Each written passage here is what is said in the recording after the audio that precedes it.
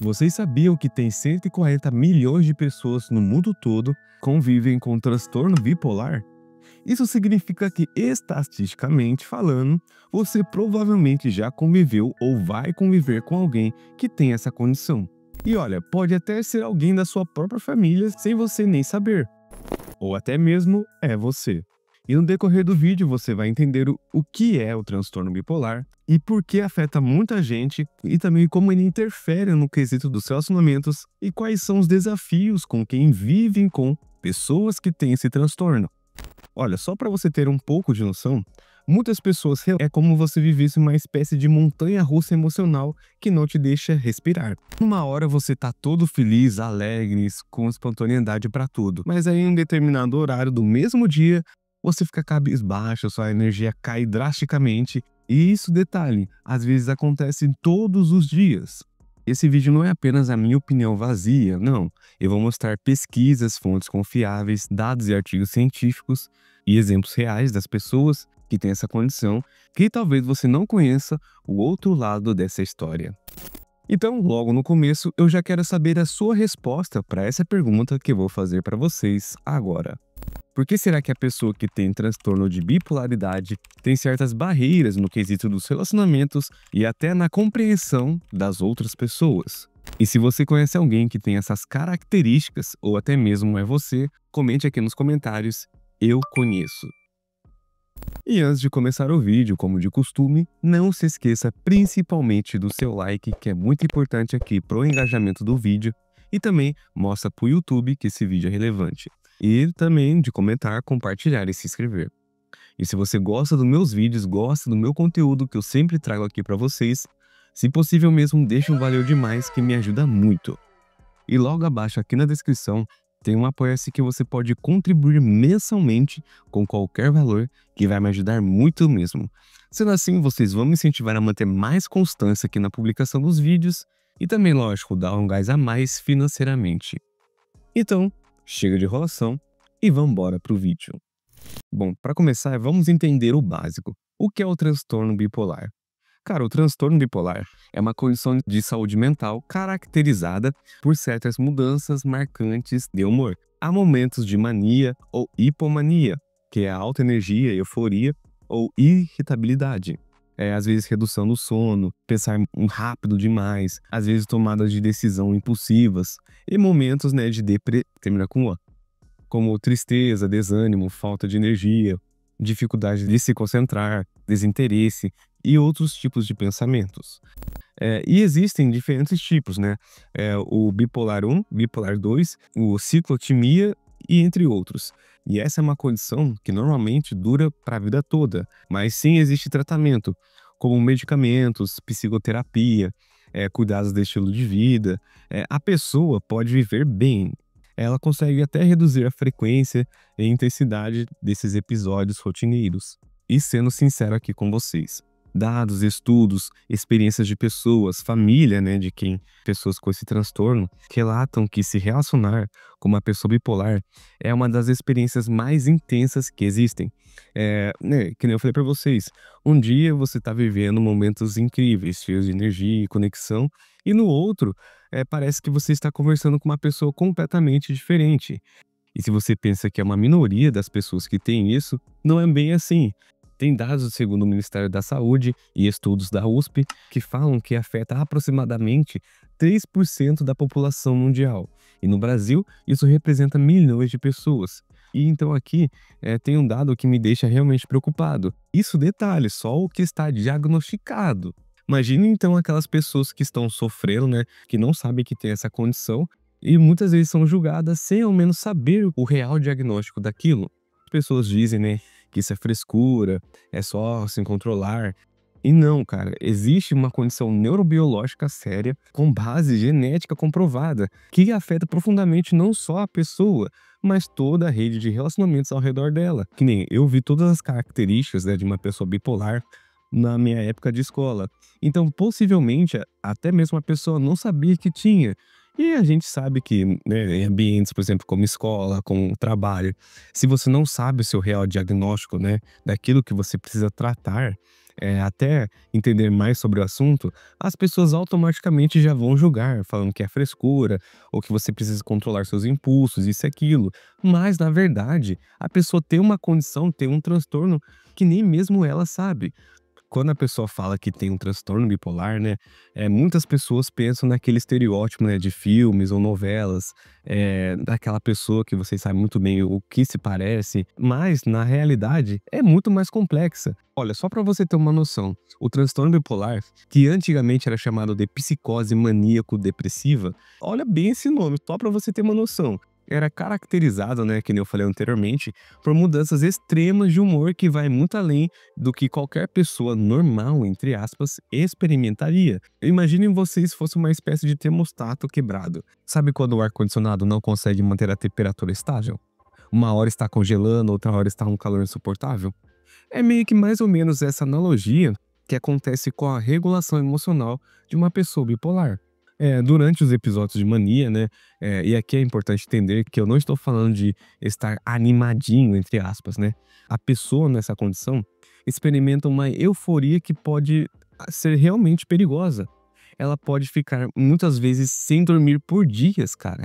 Tomar decisões impulsivas que destroem muitas vezes a vida financeira, se envolver em comportamentos de risco, ou até ter a autoestima tão inflada que perde completamente a noção da realidade.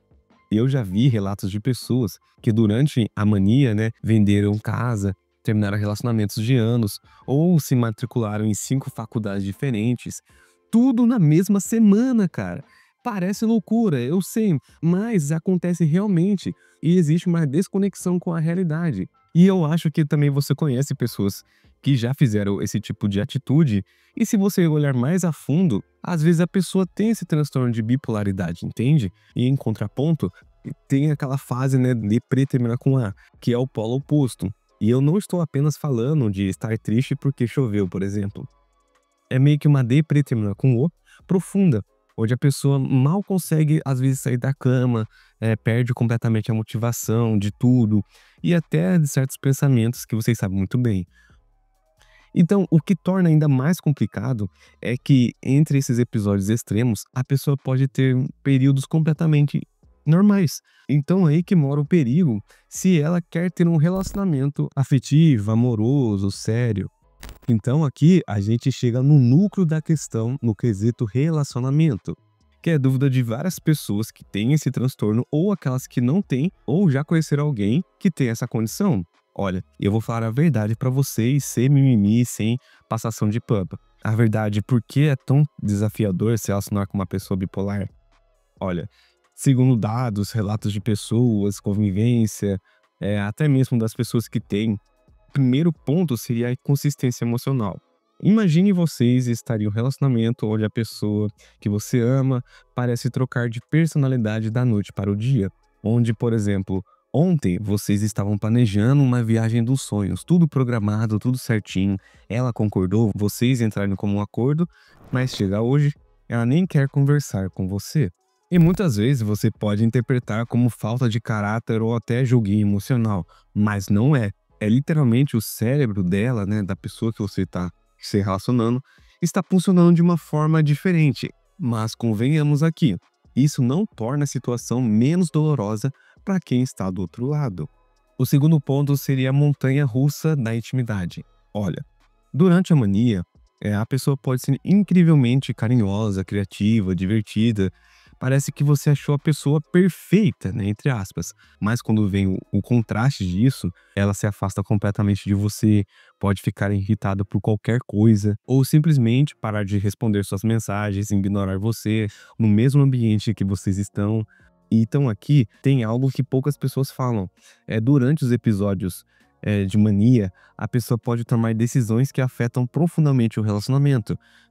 Cara, eu já vi casos e relatos de pessoas, principalmente nas redes sociais, que elas até chegaram ao ponto de trair o parceiro. Muitas vezes até gastar todo o dinheiro da família, pode falar coisas muito ferinas, que vão machucar o parceiro profundamente, e entre outras coisas, né, muito mais pesadas que acontecem. Mas aí veio uma pergunta na minha cabeça que vocês podem responder pra mim. Até que ponto você pode, às vezes, usar o transtorno como justificativa para comportamentos que machucam o seu parceiro, né? Que nem, por exemplo, eu falei para vocês a traição. Você traiu, é uma justificativa porque você tem um transtorno, que você fez isso por impulsividade. Isso realmente é uma justificativa dessa ação? Bom, eu deixo essa pergunta para vocês deixarem a resposta no comentário. O terceiro ponto, e este é um dos cruciais, que seria o impacto na comunicação. Durante os episódios, a comunicação fica completamente distorcida. Na mania, né, a pessoa pode falar sem parar, pular de assunto em assunto, ou ter ideias grandiosas que não fazem muitas vezes sentido. Na deprê terminar com o, pode ficar em silêncio absoluto, ou interpretar tudo o que você fala como crítica ou ataque pessoal. Bom, eu acho que você pelo menos uma vez já presenciou uma situação parecida, onde você tenta ajudar a pessoa e a pessoa explode com você numa hora para outra. Ou quando você tenta dar um conselho real, carinhoso, né? E ela entende como se você estivesse atacando ela. E isso, cara, é frustrante demais. Agora imagine isso no quesito relacionamento, entende? E tem uma circunstância que raramente as pessoas falam, que é o desgaste emocional de quem convive. Pesquisas mostram que familiares e parceiros de pessoas bipolares têm riscos aumentados de desenvolver deprê, termina com o, e outros problemas de saúde mental. Cara, não é frescura, não é apenas uma opinião vazia, tem estudos científicos, tem dados, tem relatos de pessoas que convivem com pessoas bipolares. É uma consequência real de você viver em constante estado de alerta, né? As pessoas que convivem muitas vezes sentem como se estivessem andando em ovos, né? Sempre tentando prever qual vai ser o humor da pessoa, sempre se preparando para a próxima fase. E isso, querendo ou não, é exaustivo. Muitas pessoas tentam só olhar um lado da história, mas sempre existem os dois lados da mesma história. Eu sei como é difícil, né, para pessoa que tem um transtorno de bipolaridade, na questão convivência familiar, na questão dos relacionamentos, mas também a gente tem que olhar para o outro lado das pessoas que convivem com ela, entende? Sem medir o peso da balança, entende? O transtorno envolve não apenas o indivíduo, mas sim um todo, sabe? Mas também existem certas estratégias práticas para conviver com pessoas com transtorno de bipolaridade. Então, nesse tópico, praticamente chega um dos temas centrais do vídeo, né? Que interessa muitas pessoas. O que fazer na prática, né? E olha, essas estratégias são baseadas em pesquisas sérias e na experiência real de pessoas que conseguiram, muitas vezes, construir relacionamentos saudáveis, apesar do transtorno. Ó, começando aqui, eduque-se sem virar especialista. Eu acho que a primeira coisa que você precisa fazer é entender o que está acontecendo, né?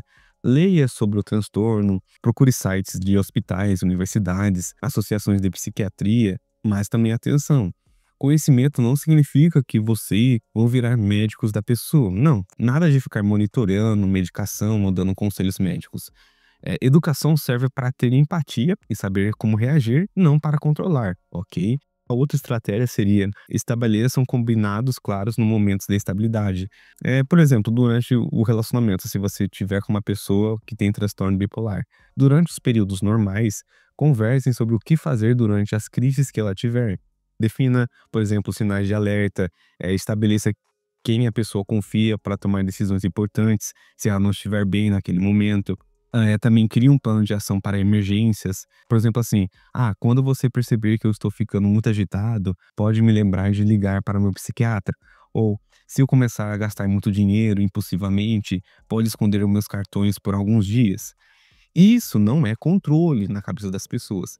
É prevenção consciente e acordada entre ambos, ok?